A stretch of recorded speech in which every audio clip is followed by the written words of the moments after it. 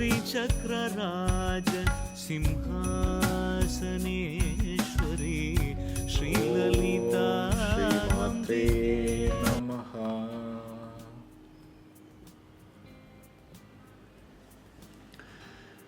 Before we discuss the second Dhyana Shloka, let's do a small fun exercise. Just a 1-minute exercise. So wherever you are right now, I'm sure that you're watching me on your mobile phone or wherever it is. Just be comfortable. And just for a minute, I want you to close your eyes. Your eyes are open. Just close your eyes. Now I want you to visualize, imagine your home and your fridge at your home. Picture it very clearly, the fridge at your home. And just walk towards the fridge. Now open the door. You see the light inside. And there is a nice yellow lemon inside. And take that lemon out, hold it, feel the coolness, its freshness. And just take a knife from the kitchen and imagine cutting the lemon into half. And take the slice and squeeze that lemon, bring it closer to your lips and open your mouth and feel the juice dripping out, drop by drop. And taste the lemon juice in your mouth. Open your eyes. If you've imagined this well, if you visualize this well, I'm sure that the quantity of saliva in your mouth has increased, right, in the last 1 minute. That's the power of visualization.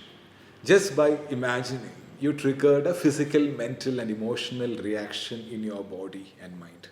This is a simple NLP, neuro-linguistic programming exercise. I want to share this because this is what happens in any form of visualization. This is exactly what happens when we visualize and meditate on Devi in different forms, in different attributes.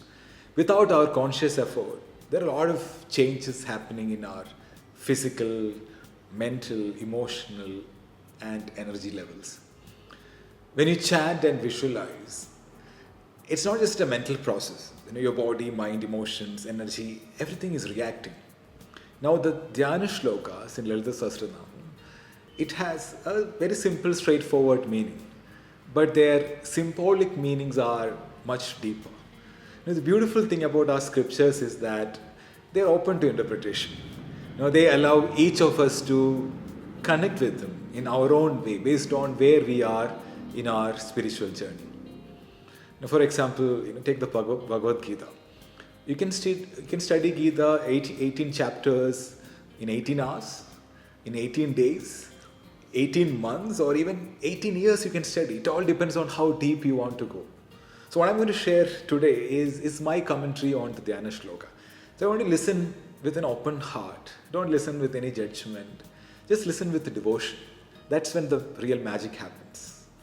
So let's explore the second Dhyana Shloka. Dhyayet Padmasana vikasitavadanam padmapatrayatakshin hemabham pitavastran karakalitalasadhema padmam varangin sarvalankarayuktam satatamabhayadam bhaktanamram bhavani Shri Vidyam Shantamurtim Sakalasurantam Sarvasampat Pradatri. The literal meaning of this Dhyana Shloka is this. Let us meditate on the Divine Mother, seated in a lotus posture with a radiant face. She is dressed in yellow garment, holding a golden lotus and adorned with beautiful ornaments. She grants fearlessness, represents wisdom and prosperity, and filled with compassion and peace, worshipped by all.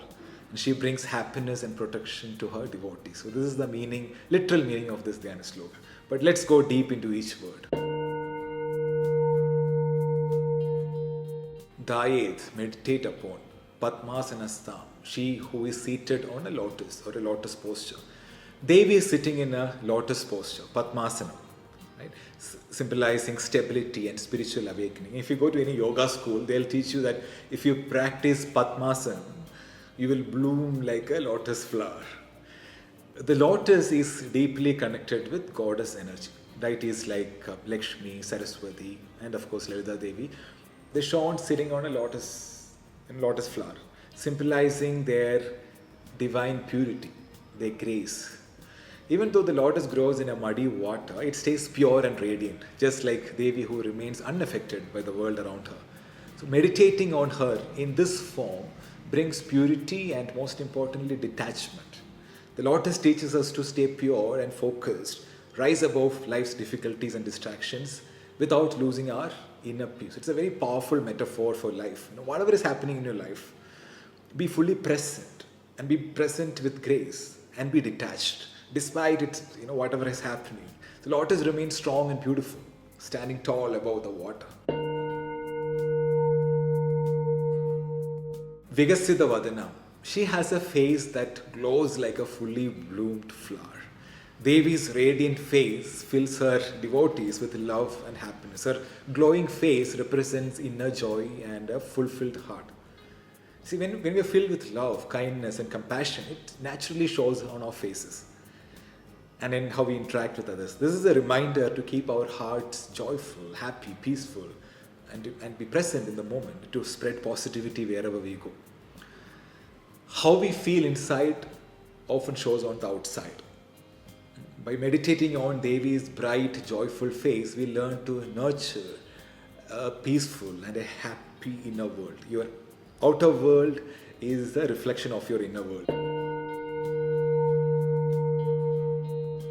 Patreya Akshim, she who has eyes as large and beautiful as lotus petals. The lotus eyes symbolize again purity and clarity. They are capable of seeing all devotees, no matter where they are. Devi's lotus-like eyes symbolize compassion, clarity, and divine wisdom. Eyes are often considered the windows of the soul, right? And here, eyes represent the ability to see beyond superficial appearances and grasp the deeper truth of life. Have you observed this? Most of the gods and goddesses in our Hindu scriptures, their eyes are described as lotus-like eyes. Soft, delicate lotus petals. It mirrors the gentle and loving gaze of the gods. So when gods are shown with lotus eyes, it means their gaze is full of grace and kindness, bringing a sense of calm and reassurance to devotees. This reminds us that the divine is always watching over us with love and care. Hema Bham, she shines with a golden complexion. Gold symbolizes again prosperity, spiritual wealth, divine grace. The yellow clothes she wears represent positivity, joy. Meditating on the color gold is believed to boost your spiritual awareness and help you connect with your higher self. It is also said that by focusing on the color gold, you open yourself to receive blessings and success. That's why we are naturally attracted to gold, right? Especially in India. Gold is considered very auspicious in our culture. And for the same reason, like in weddings and all, when you wear gold ornaments, it enhances your aura, it enhances your positive energy and vibration. Pida Vastram, she's dressed in an yellow sari, yellow garment. Again, the yellow symbolizes living with joy, optimism. The color yellow is associated with happiness. And even in color psychology, yellow can boost confidence and creativity. It's a very powerful color to lift your spirits. There's one more thing. Yellow color is of Manipura chakra. Have you observed this? In the first shloka, it was red, Sindhura Aruna, the Mooladhara chakra. Here, we are moving up to Manipura chakra and the color is yellow, an yellow and gold color. She who holds a shining golden lotus in her hand.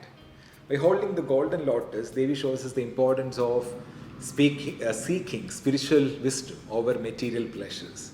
The golden lotus again reminds us to always aim for higher knowledge and enlightenment. Enlightenment, color is yellow.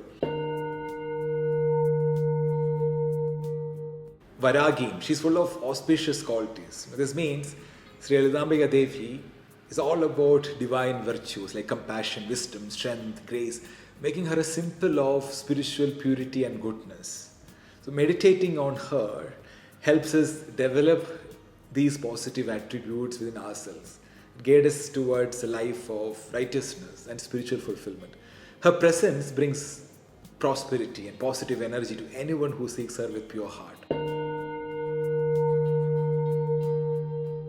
Sarva Alankara Yuktam, she who is adorned with all kinds of ornaments. And again, she's decorated with various ornaments. It actually represents divine virtues, not the normal ornaments. Okay, there is a symbolic meaning. Again, virtues are wisdom, compassion, patience, love. This is not just for decoration. It symbolizes the wealth. She has wealth of divine qualities. So this teaches us to cultivate our own inner virtues. Just as Devi is adorned with these beautiful ornaments, we should aim to adorn ourselves with all these divine qualities like compassion, patience, love, kindness, wisdom. So our true wealth comes from this virtue. Sadatam Abhayadam, she who constantly grants protection from fear. Abhaya. Abhaya means fearlessness, and Devi's constant protection shows us that she's always ready to shield, protect her devotees from any danger, fear, suffering. Her raised hand in the Abhaya Mudra, she reassures us that we are safe under her care. Devi teaches us the importance of being fearless. So when we connect with our divine nature, there's no need to fear. No need to fear any life challenges. We can face any obstacles with courage, knowing that we are protected and guided by the Divine Mother, a higher power. She who is bowed by her devotees. When devotees bow before Devi, it symbolizes the importance of humility and surrender. By surrendering to her, we let go of our egos and allow divine grace to guide us. This teaches us the importance of humility and surrender in spirituality. By acknowledging that a higher power is guiding our journey, we are reminded to release our ego, false ego, pride, all this desire to control and things like that. Surrendering is a beautiful thing. Surrendering to the divine opens us up to receiving guidance and wisdom. That otherwise, we are living in our own world. It's a reminder that true strength comes from recognizing our limitations and seeking divine grace when we need it most.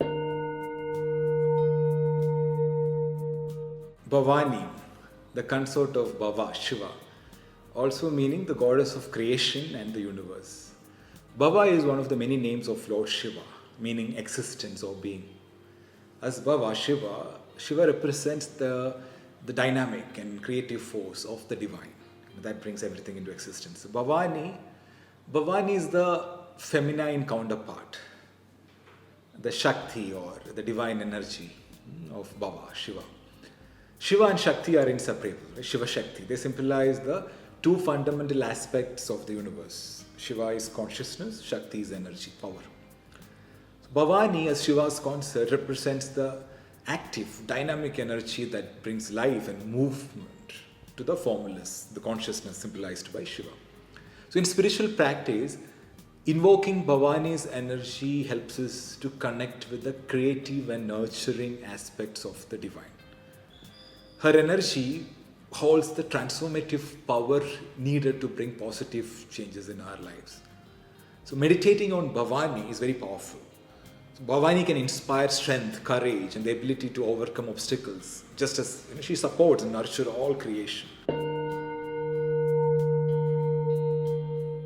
Sri Vidya, she who is the embodiment of divine knowledge. You've heard of Sri Vidya, right? Sri Vidya knowledge. So Sri Vidya represents the highest form of divine wisdom that actually leads to spiritual liberation. So Sri Vidya is an ultimate truth, and it's a realization process. The pursuit of wisdom is key to spiritual growth. Right? Sri Vidya teaches us that life is a continuous journey of learning with spiritual enlightenment, and spiritual enlightenment is the highest goal. So by meditating on Devi, we are reminded to seek both spiritual and worldly knowledge and to use it to better ourselves. Devi's form is one of peace and serenity. There's an inner calm, reflecting that state of divine balance and harmony. So we are reminded to cultivate inner peace. No matter what is happening in the external world, Devi teaches us the importance of staying calm in the midst of chaos, finding our center, and maintaining peace in difficult situations. So meditation on her peaceful form helps us develop emotional balance and mental clarity, which are very essential for a joyful, happy living. Sagala Suranata means she who is worshipped by all the gods. This shows that Devi is highly respected and honored by all the divine beings. Her importance is recognized by all the gods. It highlights her role as a powerful and protective force in the universe. Sarva Sampat Pradatri, she who provides all kinds of wealth and prosperity. Devi gives us all kinds of wealth, not just money. Money is one form of wealth, but spiritual wealth, mental wealth, emotional wealth. This shows that true wealth is more than just possessions and stuff which we have. Even good health is a wealth. Strong relationships is a health. Wisdom is a wealth. Peace of mind, spiritual growth, all forms of wealth Devi provides. So by meditating on her, we invite these blessings into our lives. It reminds us to focus on in all aspects of wealth, making sure that we enrich our lives in every way, not just financially. To conclude, when we meditate on Lalitambika seated on a lotus with her radiant face and compassionate eyes, we are welcoming her divine grace into our hearts. The golden glow of her form fills us with abundance, both spiritual and material wealth. Abhaya Mudra offers us constant protection from fear. By holding the golden lotus, she invites us to awaken our spiritual potential and rise above worldly distractions. Just as the lotus rises above the mud, her Sri Vidya is the supreme wisdom that brings peace, clarity, and liberation to our soul. And if we meditate on that, she is the source of all blessings, material, spiritual, material wealth, spiritual knowledge, protection, peace. So by visualizing her in this form, we open ourselves to her boundless grace, wisdom, and protection. When we meditate on Devi, we connect with that energy and we invite her blessing into all areas of our lives, preparing ourselves to chant her sacred names, 1,000 names, with true devotion, love, and sincerity. So this Dhyana Shloka, this meditation helps us open our hearts and minds, and it grounds us spiritually. And then we are ready to chant her sacred names, and we connect with her infinite wisdom and grace. So may Devi's grace and wisdom guide you always. Thank you so much for watching. Om Shri Matre Namaha.